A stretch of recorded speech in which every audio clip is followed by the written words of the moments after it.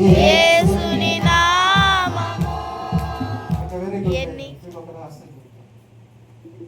ఒక రాజునికి దేవుడు నరకము అంటే ఎలా ఉంటుందో చూపించడానికి పరలోక దర్శనాలన్నీ చూశాడంట.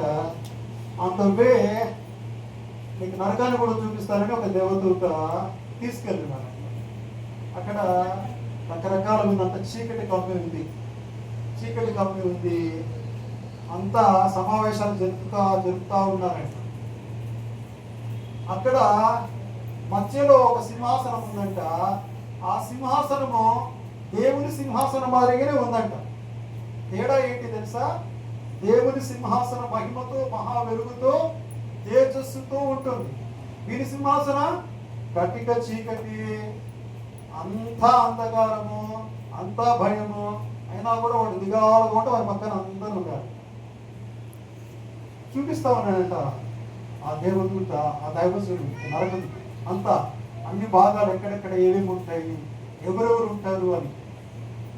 ఇస్కరియోతు యూదాను కూడా చూపించినాడంట.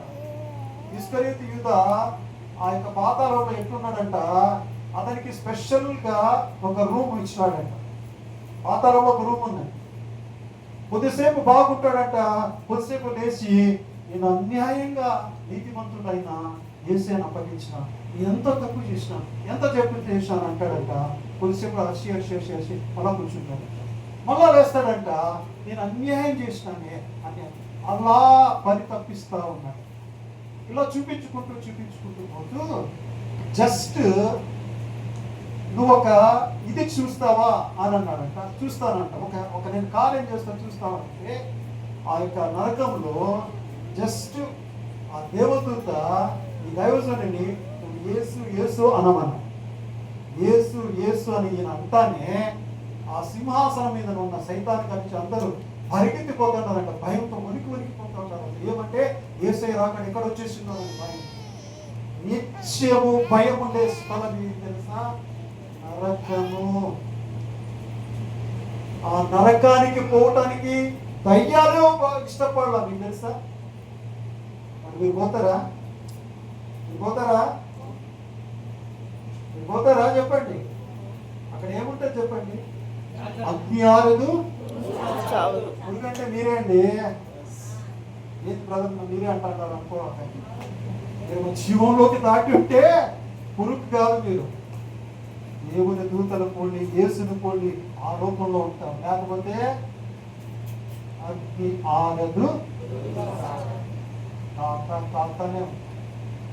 అది తప్పించుకోవాలంటే ఈయనను ఆశ్రయించాలి. ఈయనను ఆశ్రయిస్తే నువ్వు అక్కడ ఉంటావు. మరణంలో నుండి జీవంలో. నువ్వు ఏది కోరుకుంటావు? మరణాన్ని కోరుకుంటావా? జీవాన్ని కోరుకుంటావు? మరణానికి పోయే మార్గం చాలా విశాలమైనది. జీవానికి పోయే మార్గం చాలా ఇరుకైనది, సంకుచితమైనది. దానిలో తెగించిన వాళ్ళు కొద్దిమంది. నువ్వు పోరాడు, తెగించు, బ్రతుకుతావు. యుగాలు బ్రతుకుతావు, నిరంతరం బ్రతుకుతావు. ఆయనతో కూడా ఉంటావు. దుఃఖం ఇక ఉండదు, వేదన ఇక ఉండదు, మరణమే ఉండదు. నిత్యము ఆనందమే. పరలోకాన్ని గురించి మాటలు చెబితే కుసకుస శబ్దమే వినపడుతుంది మనకు. అది చూసినప్పుడు, దాంట్లో మనం వెళ్ళినప్పుడు ఉన్న ఆనందం అబ్బా, సంతోషమే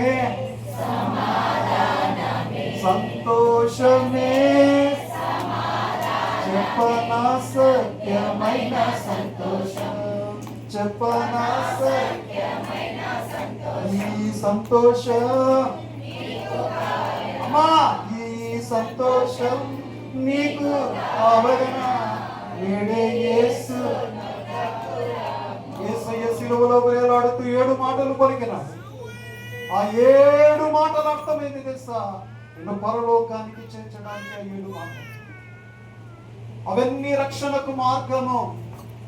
ఆ రక్షణకు మార్గమైన యేసయ్య మరణము నుండి ఆయన జీవింపజేస్తాడు. అదే పునరుత్థానం. మరణాన్ని జయించిన యేసయ్య నిన్ను కూడా మరణం నుండి పైకి నిరంతరము